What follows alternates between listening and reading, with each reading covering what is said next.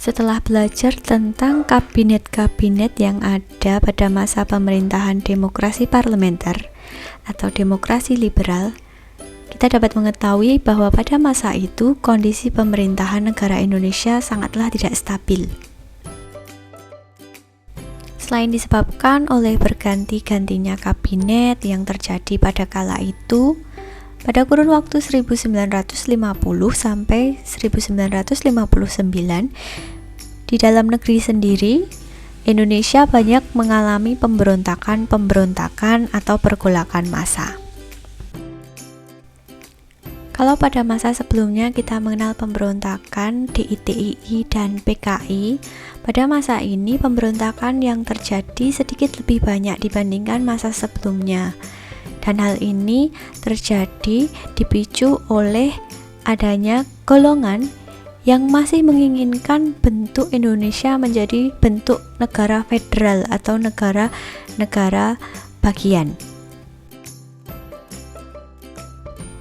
Seperti yang kita tahu, sejak diberlakukannya UUDS 1950, UUDS tersebut telah mengubah bentuk negara kita yang tadinya berbentuk negara persemakmuran atau federal kembali menjadi negara dengan bentuk kesatuan.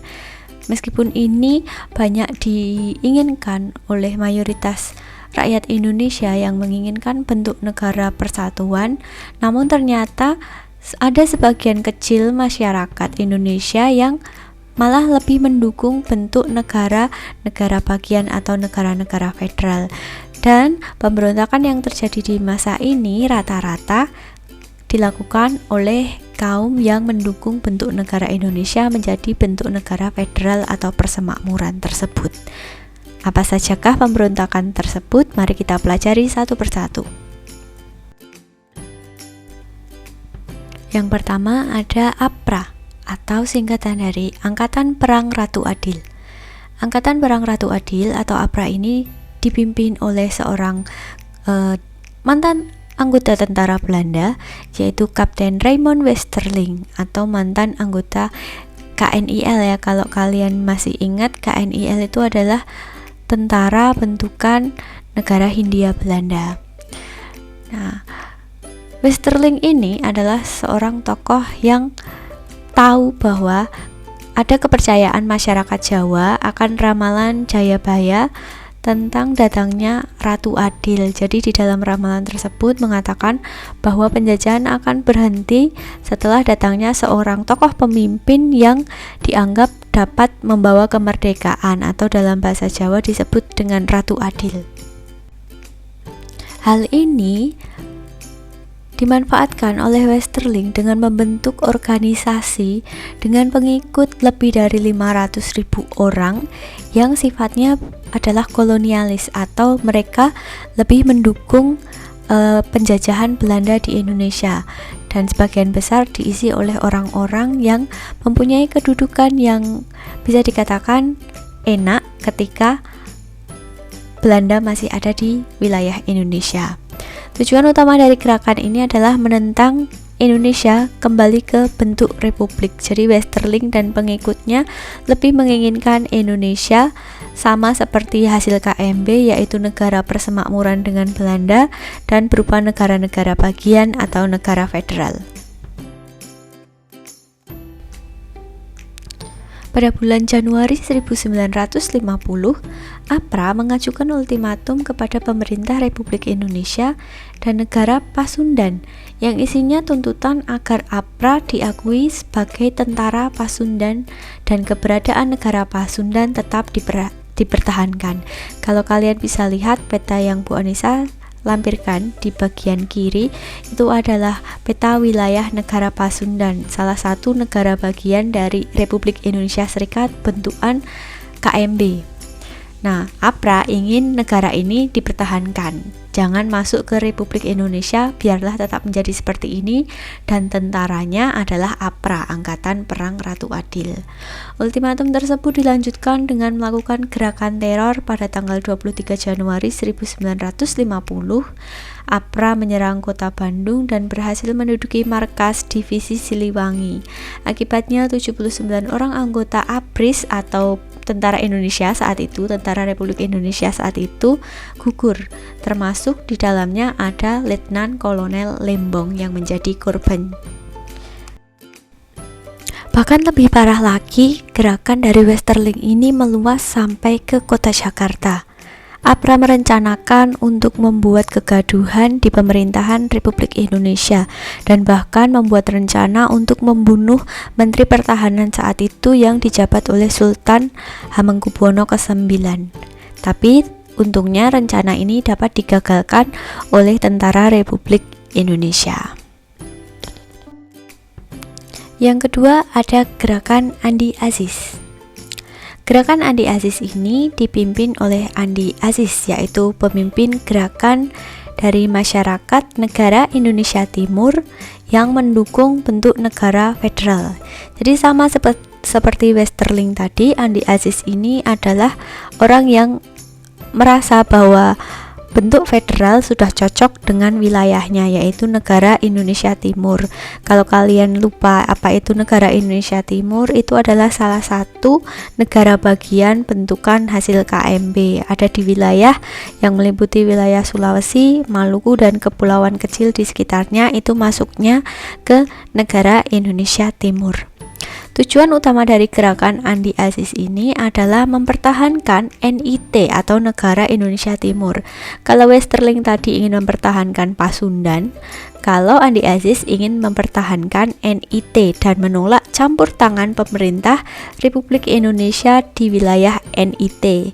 Yang kebetulan pada saat itu sering terjadi konflik karena di wilayah NIT sendiri rakyat juga terpecah suara menjadi dua, ada yang menginginkan bentuk federal, ada yang menginginkan untuk kembali ke bentuk republik. Jadi untuk mengatasinya pemerintah Republik Indonesia mengirimkan tentara ke wilayah Sulawesi.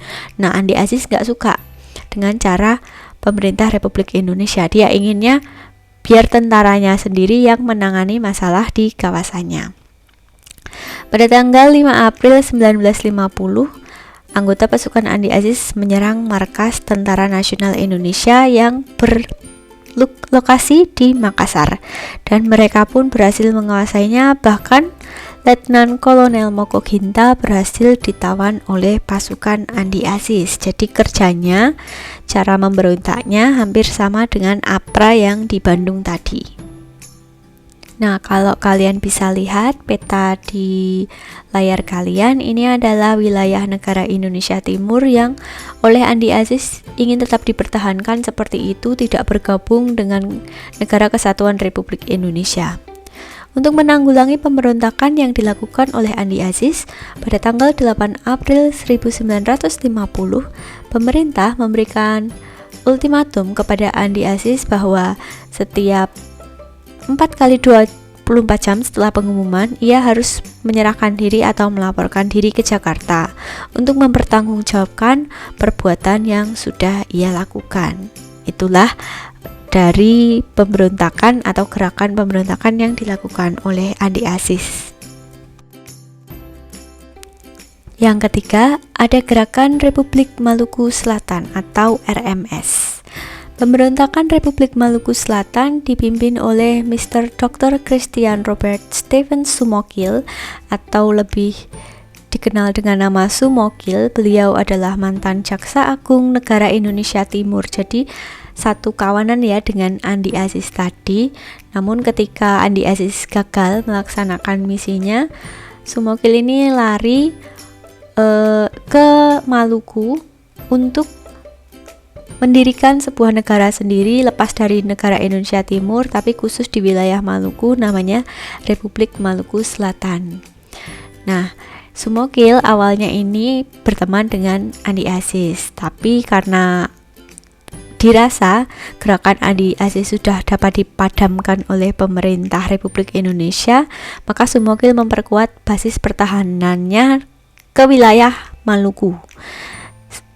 Sampai pada tanggal 25 April 1950, para anggota RMS memproklamasikan berdirinya RMS atau Republik Maluku Selatan. Jadi dia memproklamasikan dirinya, memproklamasikan bahwa Republik Maluku Selatan adalah sebuah negara sendiri yang harus diakui kemerdekaannya. Kalau kalian bisa lihat peta di layar kalian, itu adalah wilayah yang diakui oleh Sumokil sebagai negara yang merdeka menurut versinya. Pemerintah tidak tinggal diam melihat gerakan yang dilakukan oleh Sumokil dengan RMS-nya. Pemerintah pada awalnya berusaha mengatasi masalah ini dengan jalan damai dulu, yaitu mengirimkan misi damai yang dipimpin oleh tokoh asli Maluku, yaitu Dr. Leimena. Namun misi ini ditolak oleh Sumokil, gak cuma satu kali, bahkan beberapa kali. Mulai dari tokoh-tokoh politik yang penting, pemuka-pemuka agama itu juga dikirim untuk bertemu dengan Sumokil. Namun Sumokil tetap kekeh dengan pendiriannya bahwa dia ingin mendirikan negara sendiri, yaitu Republik Maluku Selatan. Karena upaya damai mengalami jalan buntu, maka otomatis pemerintah melakukan operasi militer untuk menumpas gerakan RMS, yaitu Gerakan Operasi Militer 3 yang dipimpin oleh Kolonel Kawilarang. Berbeda dari 3 gerakan yang Bu Anissa jelaskan di awal tadi, Westerling, kemudian Andi Aziz dan Sumokil, yang tiga-tiganya itu adalah tokoh yang menginginkan bentuk negara federal. Pemberontakan yang terjadi yang keempat kita sebut dengan PRRI atau Permesta, bukan didasari atau dilatar belakangi oleh orang-orang yang menginginkan bentuk negara federal. Ini adalah orang-orang yang masuk ke dalam Republik Indonesia, namun yang menyebabkan mereka membentuk gerakan perlawanan adalah adanya hubungan yang tidak harmonis antara pemerintah pusat dengan pemerintah daerah, terutama di wilayah Sumatera dan Sulawesi. Bisa karena pembagian kekuasaan atau perimbangan keuangan antara pemerintah pusat dan daerah, karena kita tahu pada saat itu keadaan ekonomi Indonesia juga tidak baik. Sikap tidak puas tersebut bahkan mendapat dukungan dari sejumlah perwira militer Republik Indonesia. Para perwira militer tersebut membentuk Dewan Daerah. Sebagai berikut Bu Anissa sebutkan, yang pertama ada Dewan Banteng, dibentuk di Sumatera Barat oleh Letkol Ahmad Hussein. Kemudian ada Dewan Gajah, dibentuk di Sumatera Utara oleh Kolonel Maludin Simbolon. Yang ketiga ada Dewan Garuda, dibentuk pada pertengahan bulan Januari oleh Letkol Barlian. Kemudian yang terakhir ada Dewan Manguni, dibentuk pada tanggal 17 Februari di Manado oleh Mayor Sumba. Intinya, gerakan PRRI atau Permesta ini adalah akibat dari kekecewaan para petinggi militer atau orang-orang yang merasa bahwa pemerintah pusat kurang begitu memperhatikan pemerintah di daerah, khususnya di wilayah Sumatera dan Sulawesi, sehingga mereka ingin melakukan gerakan untuk merubah hal tersebut.